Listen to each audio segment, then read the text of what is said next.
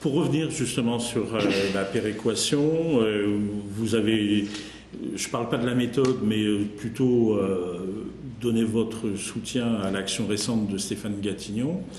En même temps, on apprenait qu'il y avait une lettre signée par certains élus, dont les maires de Paris, Lyon, Grenoble, qui était envoyée au Premier ministre à propos du fonds de péréquation, le FPIC. On ne sait pas tellement où on va finalement. Je pense qu'il y a eu une action à contretemps. Je pense que... Alors, il y a eu sur le FPIC, il y a eu une série d'amendements, j'allais dire que ce n'étaient pas les pires. Parce que ceux-là disaient en gros, c'est très compliqué, mais en gros, ils disaient, bon, le FPIC, ça ne fonctionne pas très très bien, c'est-à-dire que ce n'est pas les bonnes communes qui profitent vraiment. Finalement, c'est plutôt un transfert des grosses communes métropolitaines vers les petites communes rurales, c'est pas forcément le mieux. J'allais dire, cette démarche-là, qui était déjà à contretemps, était la moins choquante de toutes. Mais par contre, nous avons certains députés parisiens de gauche, poussés par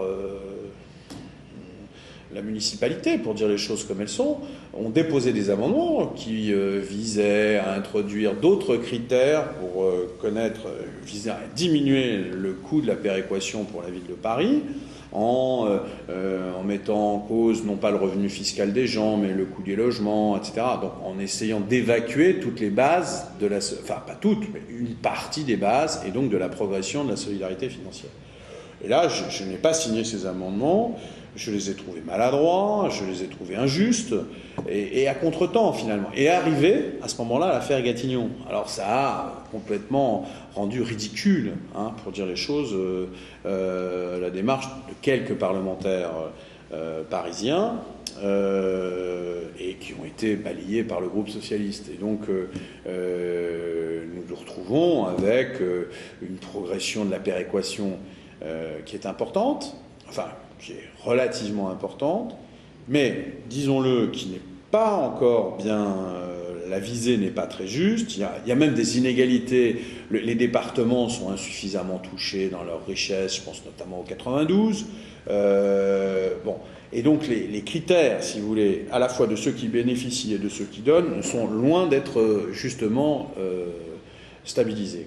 D'où ce qu'a dit François Hollande après l'action de Gatignon, interpellé par les journalistes lors de sa conférence de presse, même si je savais depuis plusieurs jours que c'était l'intention du gouvernement de réfléchir à une nouvelle donne sur la péréquation. Donc il y a une annonce très forte de François Hollande et pour avoir une vraie politique de péréquation sur les agglomérations et singulièrement sur Paris. Disons les choses, il faut aller jusqu'au bout maintenant, il faut un SMIC minimal. Est-il normal que, je pense pour les dépenses obligatoires de l'État au département, par exemple, des dépenses sociales, ce qu'on appelle l'APA, l'aide aux personnes âgées dépendantes, l'aide sociale à l'enfance, donc des dépenses qui sont inscrites obligatoirement dans le budget des départements. Est-il normal qu'elles soient traitées différemment ou qu'elles pèsent différemment dans le budget d'un département à l'autre? Non. Moi, je puis que pour ce type de structure, c'est-à-dire pour les dépenses obligatoires, il y a une véritable mutualisation complète des moyens. Il n'y a pas de raison que l'APA ne soit pas financée de la même condition dans la Seine-Saint-Denis que dans les Hauts-de-Seine. Donc, les richesses départementales doivent être mutualisées à ce niveau-là.